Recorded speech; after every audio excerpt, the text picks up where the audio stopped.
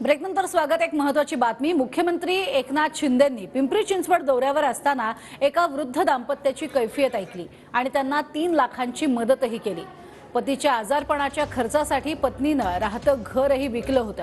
एकनाथ शिंदेंनी या दाम्पत्यांना घर मिळवून देण्यासाठी संबंधित पोलिसांना जबाबदारी सुद्धा दिलेली आहे।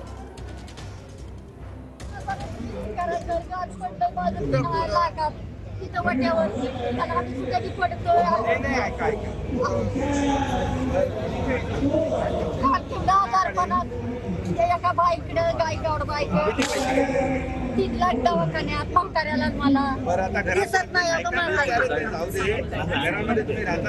नाही बाहेर पडतंय ते बाय म्हणते पैसे टाक। किती पैसे त्याला द्यायचे? 3 लाख दे।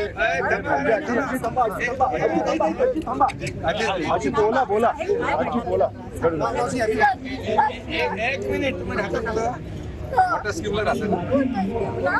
महापालिकेच्या वॉटर स्कीमला नाही आले ना? 3 लाख रुपये